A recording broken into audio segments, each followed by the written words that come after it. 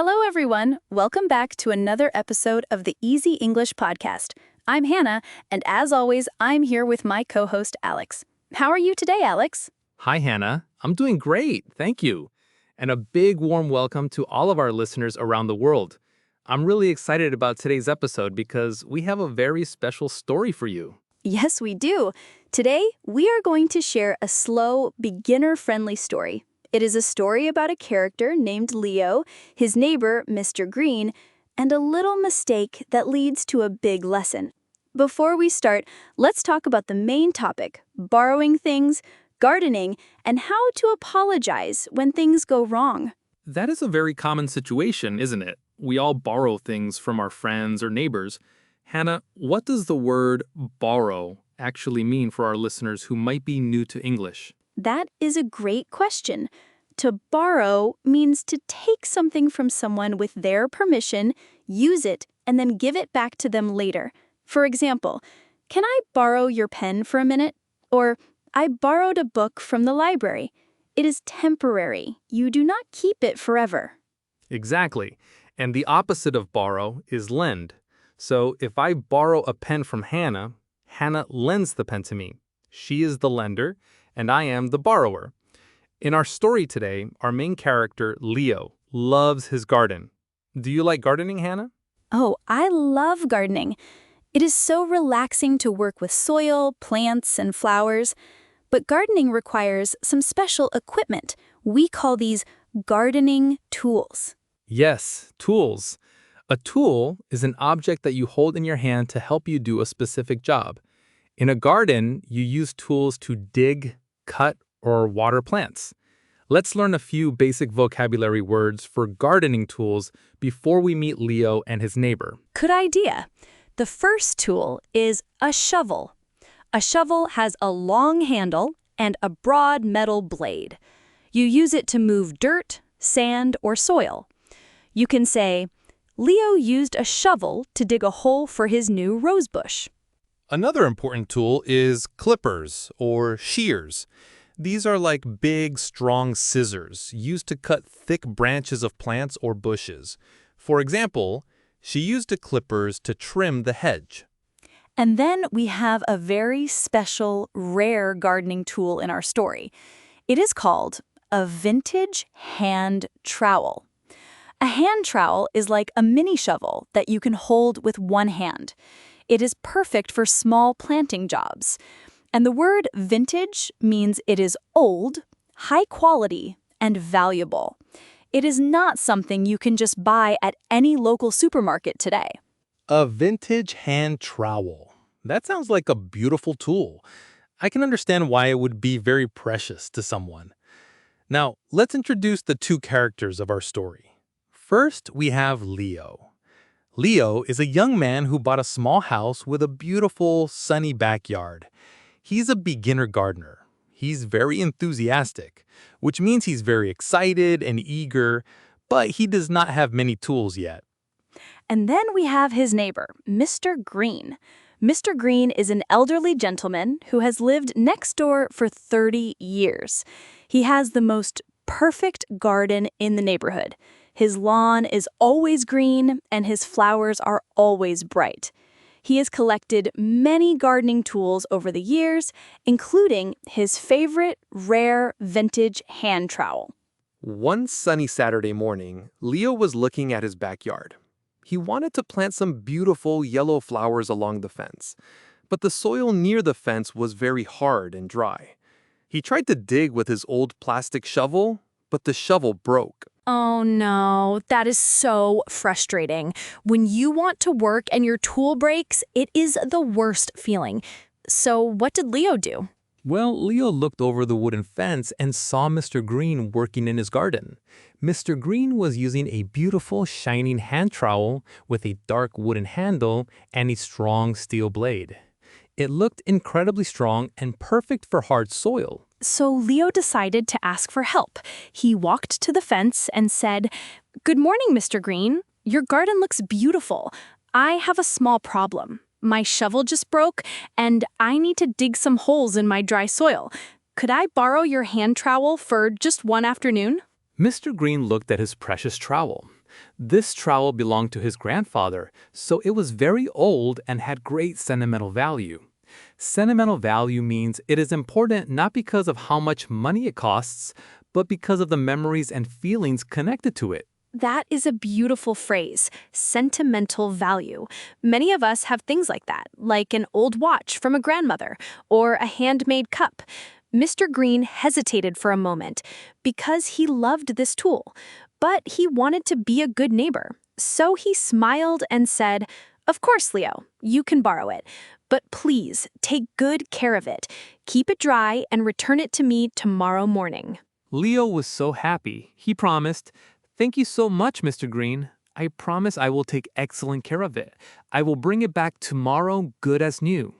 This is a very common English idiom, as good as new. It means in perfect condition, just like when it was first made. I love that idiom, as good as new. It shows that you promised to return something in perfect shape. So Leo took the precious hand trowel back to his own garden. What happened next, Alex? Well, Leo started digging. The trowel was amazing. The steel blade cut through the hard, dry soil easily. In just 1 hour, Leo finished digging all his holes and planting his beautiful red flowers. He was very tired, but very happy with his work. That is great. So did he return the tool right away? Unfortunately, no. Leo decided to take a short break. He sat down on his garden bench, drank a cool glass of water, and thought, "I will clean the trowel and take it back to Mr. Green in a few minutes." But he was so tired that he walked inside his house, sat on his comfortable sofa, and fell fast asleep. Oh no, I can see where this is going.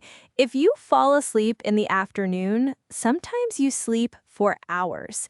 And what about the weather? Did the weather stay nice and dry? No, it did not. The sky slowly turned gray. Dark, heavy clouds rolled in. In English, we say the sky clouded over. Can you say that, Hannah? Yes. To cloud over is a phrasal verb. It means the blue sky disappears and becomes covered with clouds. For example, we wanted to go to the beach, but the sky clouded over. It is a very useful weather phrasal verb. Exactly. And soon it started to drizzle. To drizzle means to rain very lightly. The drops of water are very small. But the drizzle did not last long. Soon it began to pour. To pour means to rain very hard, with lots of water falling quickly. We also say it is pouring rain. Wow, so we have to drizzle for light rain and to pour for heavy rain. Those are excellent words for English learners. And poor Leo was sleeping inside his warm house while the heavy rain poured down on Mr. Green's grandfather's trowel. Yes, the trowel was sitting right there on the wet grass, completely unprotected. The water covered the beautiful dark wooden handle and the strong steel blade. It stayed out in the pouring rain all night long. All night? Oh, that is terrible. What happened when Leo woke up the next morning? Well, Leo woke up and saw the bright morning sun. He stretched his arms and felt wonderful. But then he looked out the window and saw the wet grass. Suddenly, he remembered, oh no, Mr. Green's trowel. He must have felt a terrible feeling in his stomach. That moment when you realize you made a big mistake. We call that stomach dropping or feeling sick to your stomach from worry. Yes, he felt exactly like that. He ran outside into his garden in his slippers. He searched the wet grass and found the trowel. But it was not shining anymore. The water from the rain had reacted with the steel blade. There were ugly orange and brown spots all over the metal. Oh, that is rust. Let's explain what rust is to our listeners. Rust is a noun. It is the red, orange, or brown substance that forms on iron or steel when it gets wet and stays wet for too long. We also use the verb to rust.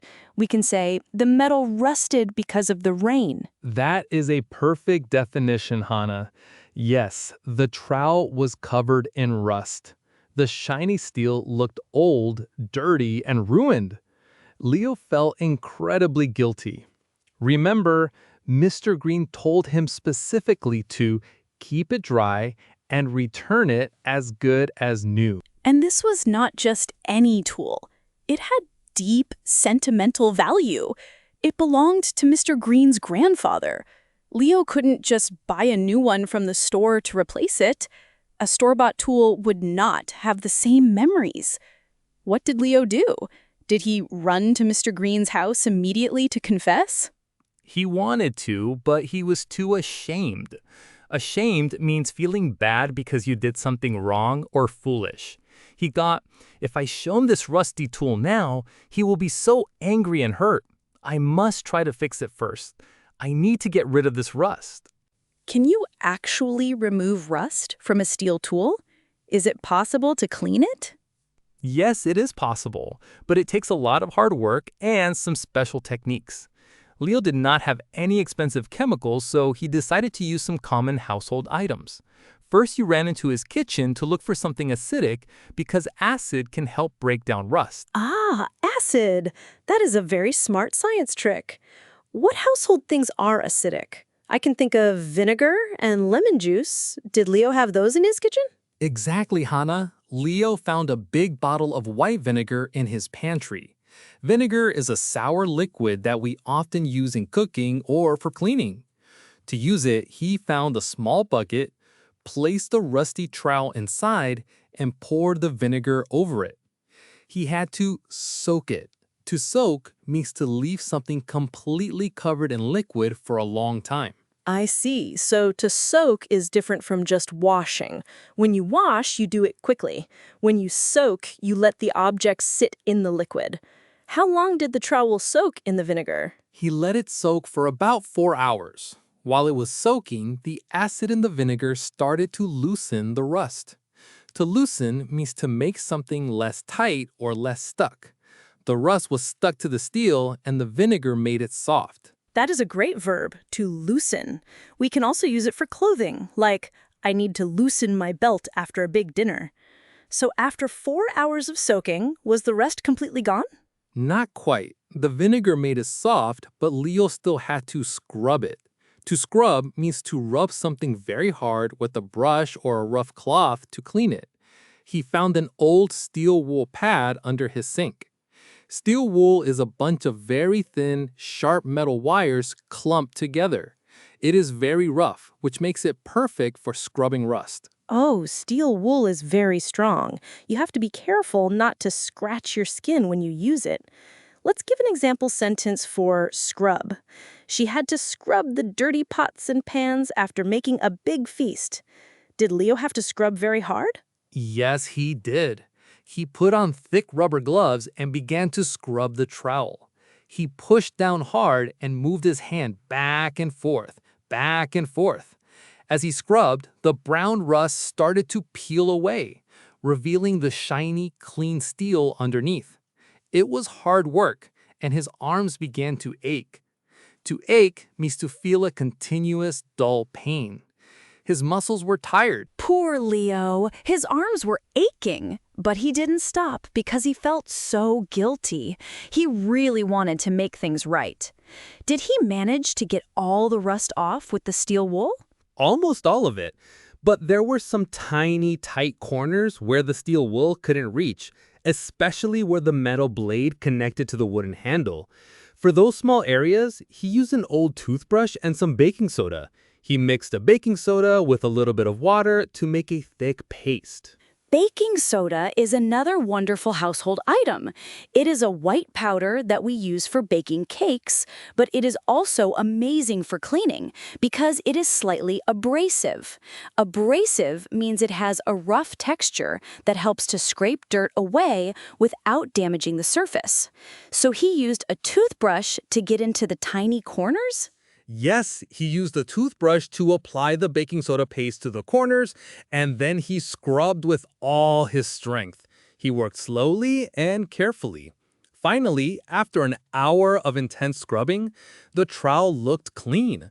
The rust was completely gone.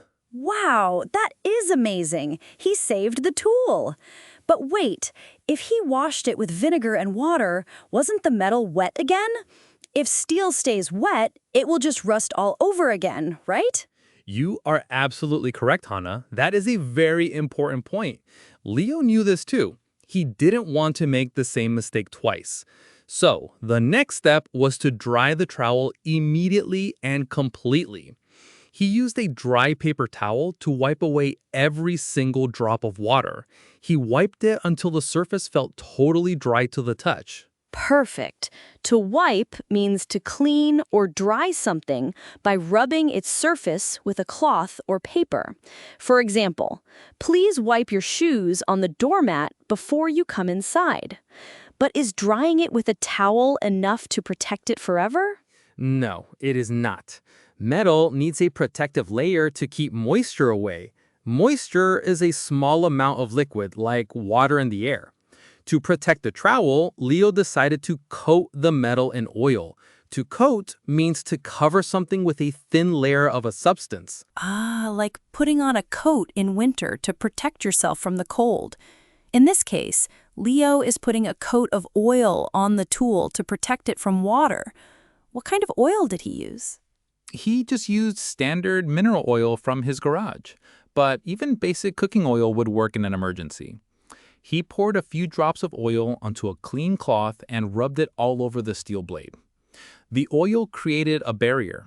Water cannot pass through oil, so this barrier prevents oxygen and water from touching the metal. This means it will not rust again anytime soon. That is a brilliant solution. Leo really took his time to fix his mistake.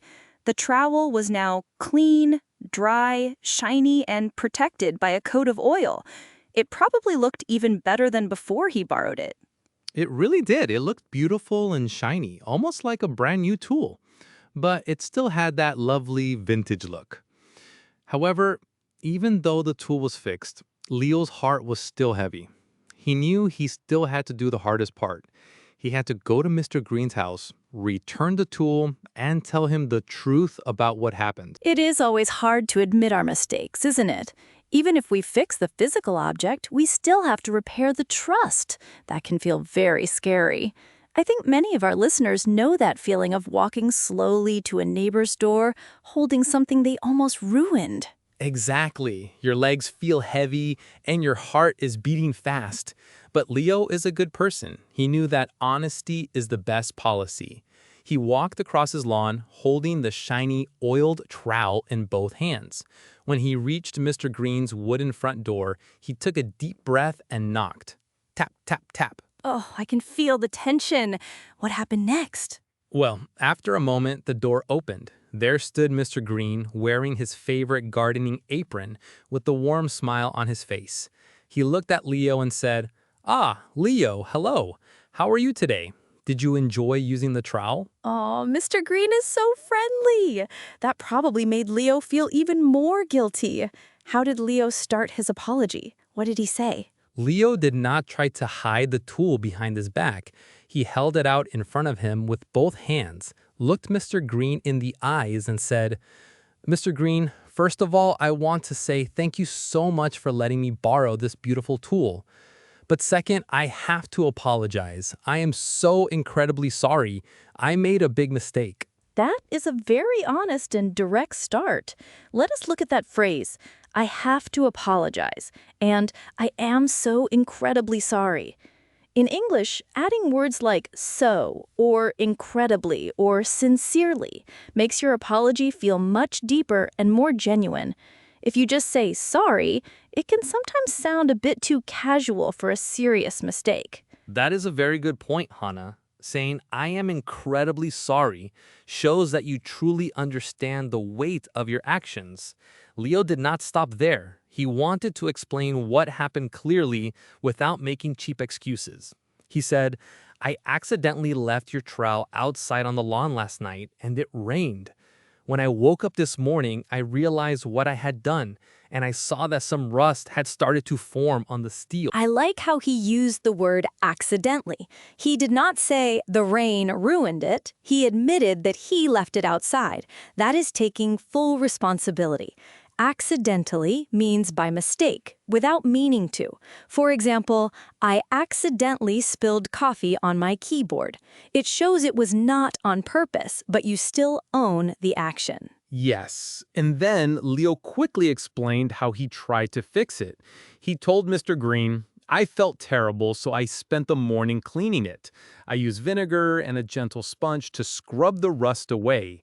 Then I dried it completely and coated the steel with a thin layer of oil to protect it. I wanted to make sure it was in perfect condition before bringing it back to you. This is such a wonderful way to apologize. He did not just say, I am sorry, here is your rusty tool. He said, I am sorry, here is what happened, and here is how I worked hard to correct my mistake. This shows respect for Mr. Green and for his property. It really does. It shows that you value the relationship more than your own pride. Let us look at the phrase, to make sure. Leo said, I wanted to make sure it was in perfect condition.